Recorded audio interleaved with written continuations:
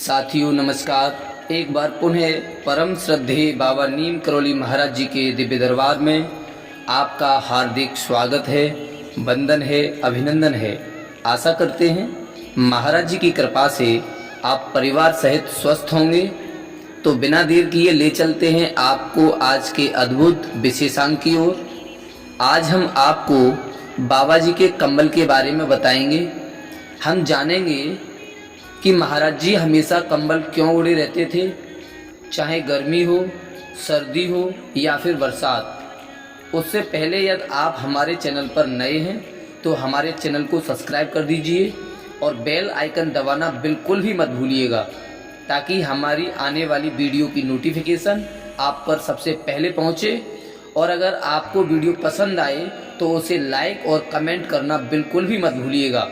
तो बिना देर किए ले चलते हैं आज के अद्भुत विशेषांक की ओर। बने रहिए हमारे साथ अंत तक।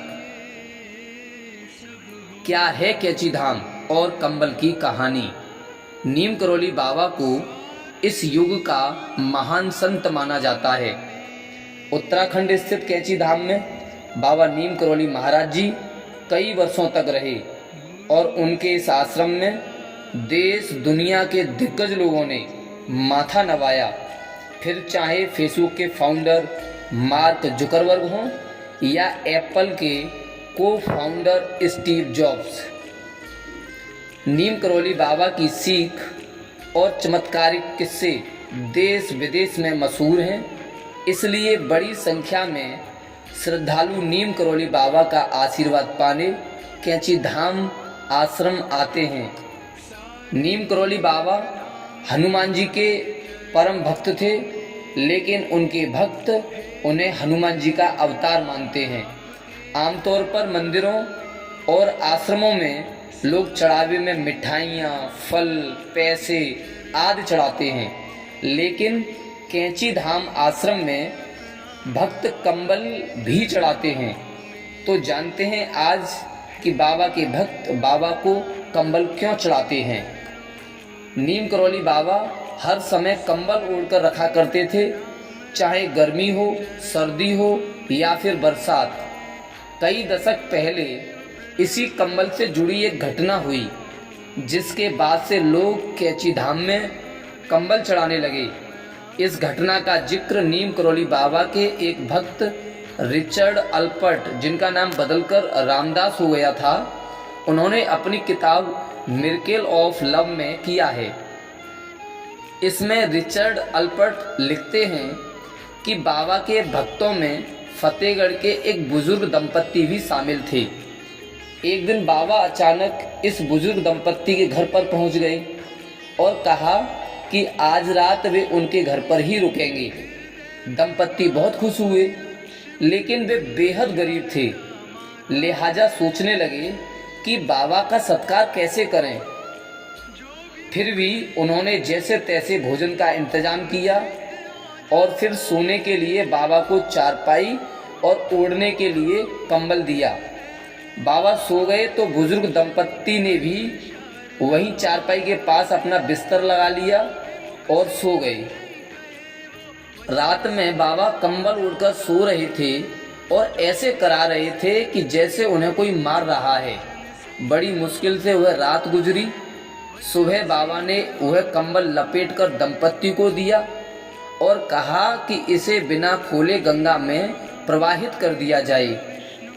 बाबा ने दंपत्ति को खाली कंबल दिया था, लेकिन जब वे उसे गंगा में प्रवाहित करने ले जा रहे थे तो वह इतना भारी हो गया जैसे कंबल के अंदर ढेर सारा लोहा हो।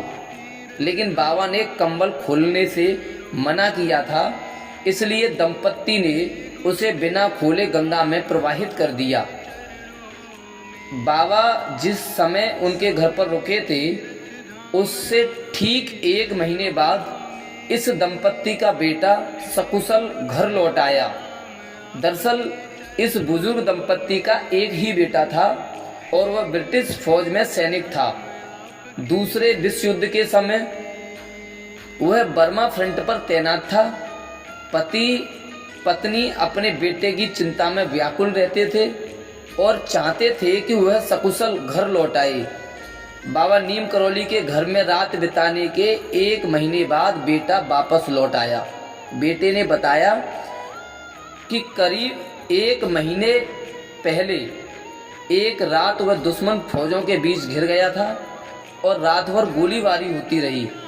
इस युद्ध में उसके सारे साथी मारे गए, लेकिन वह अकेला बच गया। बेटे ने कहा कि मैं कैसे बच गया यह मुझे खुद नहीं मालूम। उसने कहा कि उस पर खूब गोलीबारी हुई, लेकिन उसे एक भी गोली नहीं लगी। ये वही रात थी जब बाबा नीम करौली महाराज जी उस बुजुर्ग दंपत्ति के घर में सो रहे थे और पूरी रात करहा रहे थे। बुजुर्ग दंपत्ति तुरंत बाबा नीम करौली महाराज जी के चमत्कार को समझ गया। इस घटना के कारण ही मिरेकल ऑफ लव में रिचर्ड अल्पर्ट ने इस कंबल को बुलेट प्रूफ कंबल कहा है।